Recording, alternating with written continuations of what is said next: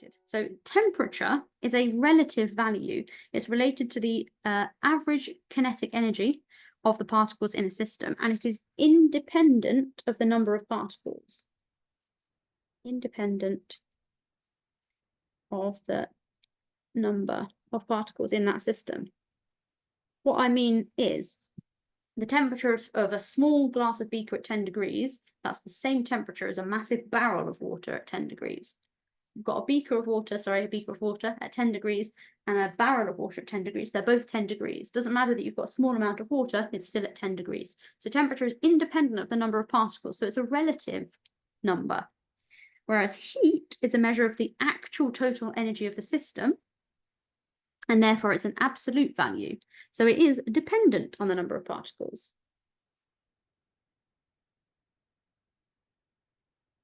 Dependent on the number of particles. It is an absolute value. If heat is absorbed by a liquid, usually water or another aqueous solution, we can measure an associated temperature change and use this to determine the heat energy that has been transferred. So we can use a relative value with some absolute values to determine an absolute heat energy transfer.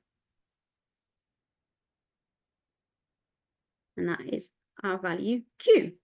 You need to know the equation Q equals mc delta T off by heart.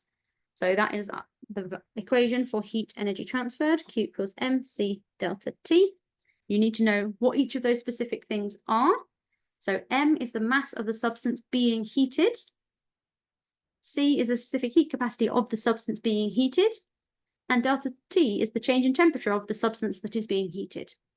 So notice all three of those relate to the same thing. So don't go giving me the mass of the fuel that was burnt and then the temperature change of the water, because the specific heat capacity is of the water as well, not the fuel. So it's all of the thing that's being heated, which is usually water. It's important also to note as well that the specific heat capacity is the amount of heat energy needed to raise the temperature of 1 gram of a substance by 1 degree Kelvin, with the units joules per gram per Kelvin. And it's the link between temperature and heat. It's how we relate the two. But I'll just say at GCSE, you actually usually talk about it as 1 kilogram, which means you're often given in joules per kilogram per Kelvin, which means you're often given, for example, for water, 4,200 joules per kilogram per Kelvin. Oh no, actually it's degrees C as well anyway, isn't it? Joules per kilogram per degree C. So you might have noticed that there's a difference between GCSE and A-level here. Here, we're talking about it in terms of its energy needed to raise the temperature of 1 gram of a substance by 1 degree Kelvin. Hence, the units are different, and hence the number that we tend to use for water is 4.18 joules per gram per Kelvin. You don't need to know the specific heat capacity of water off by heart. That will be given to you. You do need to know that equation off by heart, because that won't be given to you. Q equals mc delta T. How are we doing for time? Can we do one question, please? Yes, I'm going to sneak in one question. We might go over ever so slightly. Let's try and do one. So we're going to have a go at this exemplar exam question. At least we're just going to probably do the start of it. We might skip part B and then just finish off with part C. So we'll do A and C, and then I'll give you the answer to B anyway, obviously. So octane is a fuel which is a liquid under standard conditions, where its density is 0.703 grams per centimetre cubed.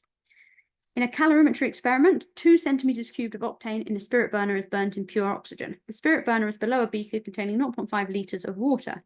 The maximum temperature of the water during the experiment was taken as 24.9 degrees C above its initial temperature. The specific heat capacity of water is 4.18 joules per gram per Kelvin. Using the expression Q equals mc delta T, calculate the heat energy absorbed by the sample of water used in this experiment. So, context. Enthalpy changes, specifically Q equals mc delta T, calorimetry practicals. The command word, calculate. So we've got to give a calculation. It's 2 marks, so let's give all of our workings to make sure we get both marks. Specifically, we've been given lots of this data. So my directions are to use this data to calculate it. So how are we going to do it? You might need to flip back and forth. We've got some of the information here to have a go at, so hopefully you can have a look at it. Part B is then to write a balanced equation for the combustion of octane in these conditions. And then part C is assuming standard conditions. What is the standard molar enthalpy of combustion of octane? So then we're going to work out what the standard enthalpy change is. Okay, so part A. How do we determine this? What are we going to use? Well, a specific heat, we know we're using Q equals MC delta T. So the first thing I would always do when I come to these questions, if I know I've got an equation to use, I will determine which of the numbers in that equation I already have. Because it might be that I've got all but one. And if I've got all but one, I can rearrange to find the unknown. Lovely. If I haven't yet got all of one, I might need to do a couple more calculations to work out what one of those unknowns is. So here we're trying to find Q. So that's the thing we're trying to find. The mass is the mass of water. Have I been given that? Or the mass of the thing that's being heated, which is in this case is water. So have I been given that? I have 0.5 litres. Interesting. So I need to give it as a mass. So I might need to do a conversion quickly there. C, the specific heat capacity I've been given of water, I've been given, and the temperature change I've also been given. Temperature change of the water, it says it was 24.9 degrees above its initial temperature. That means its temperature change was 24.9 degrees.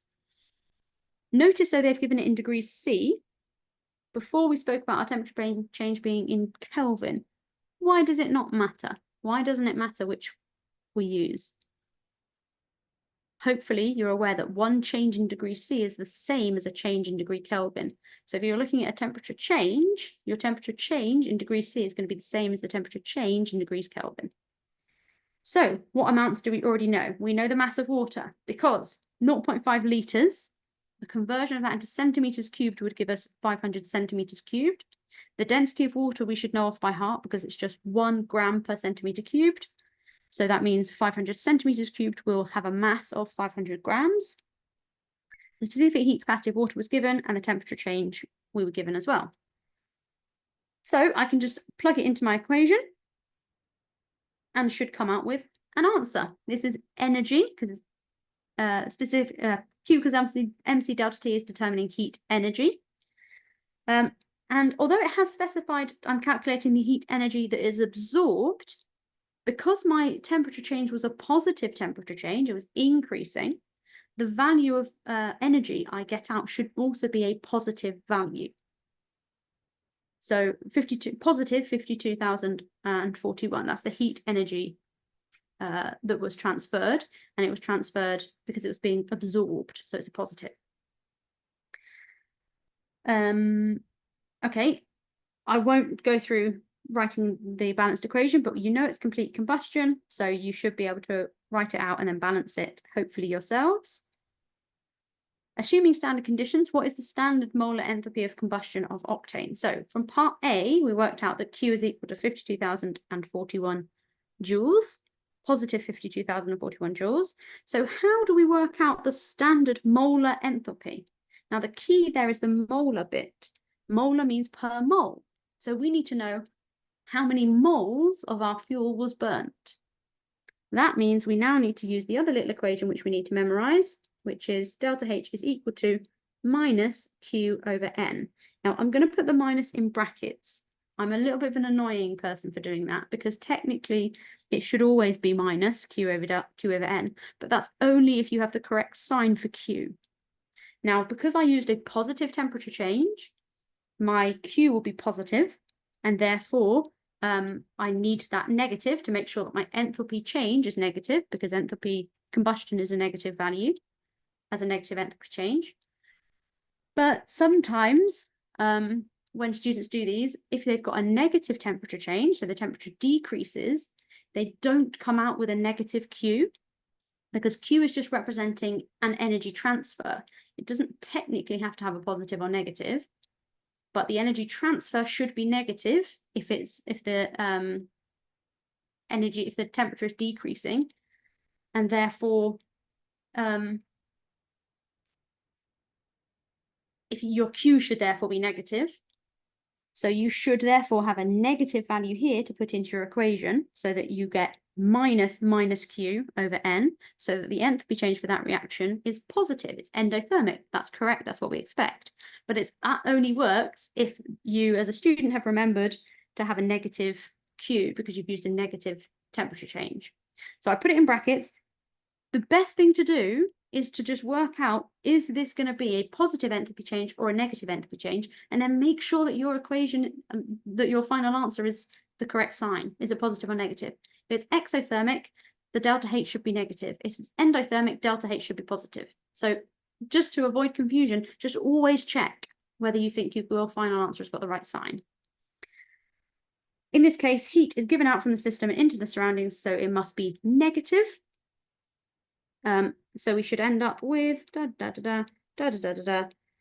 negative 52,041 over 0.0123 to give us negative 4,231, if we round it up, kilojoules per mole.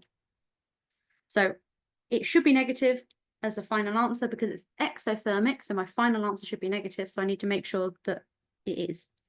And that's what I was talking about ages ago, feels like a long time ago now, when I said you must have a little red flag in your head whenever you think about enthalpy, because it can either be positive or negative. Make sure your sign is correct. Make sure your sign is what you're expecting it to be, and therefore that your answer ties in with what you think it should be. Okay, again.